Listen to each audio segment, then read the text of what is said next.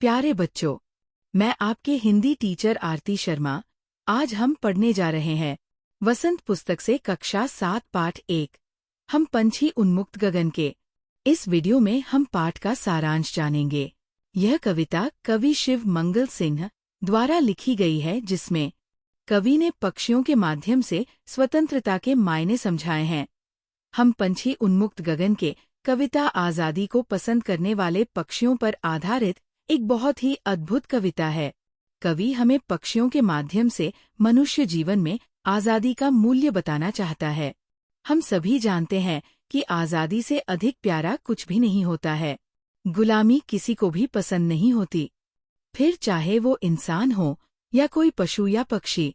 इस कविता के माध्यम से कवि ने यही स्पष्ट करने की कोशिश की है कि गुलामी में भले ही आपको सभी सुख सुविधाएं क्यों न उपलब्ध हो, और आज़ादी को जिंदगी में भले ही कष्ट क्यों न हो, फिर भी सभी आज़ादी को ही चुनना पसंद करेंगे।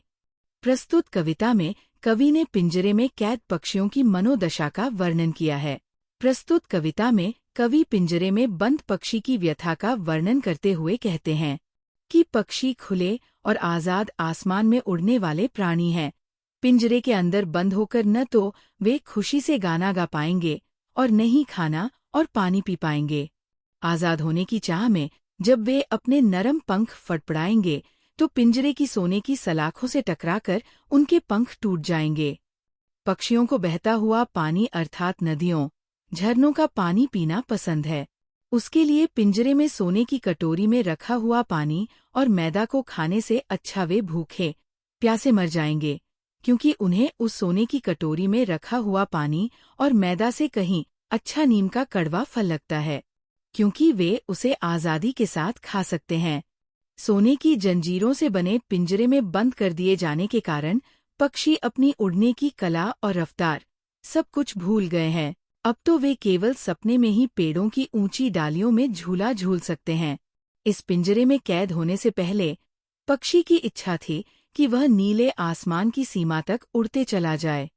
वह अपनी सूरज की किरणों के जैसी लाल चोंच को खोलकर तारों के समान अनार के दानों को चुग ले। यह सब पक्षी की मात्र कल्पना है, क्योंकि वह पिंजरों के बंधन में कैद है। कविता में पक्षी अपने मन की बात को हम तक पहुंचाने का प्रयास भी कर रहा है। वह कहता है कि अगर वो आज़ाद होता तो क्षितिज को पार करने के लिए अपने प्राणों का त्याग करने से भी पीछे नहीं हटता। प्रस्तुत कविता में पक्षी उसे पिंजरे में कैद करने वाले व्यक्ति से प्रार्थना करता हुआ कहता है कि भले ही वह पक्षी को पेड़ पर टहनियों के घोंसले में न रहने दें, और चाहे उसके रहने के स्थान को भी नष्ट कर दे, परंतु जब भगवान ने उसे पंख दिए हैं तो उसकी उड़ान में रुकावट न डाले। संपूर्ण कविता का आशय ये है कि पक्षी को गुलामी में मिलने वाली सुख सुविधाओं और देखभाल से कहीं अच्छी कठिन आज़ादी लग रही है।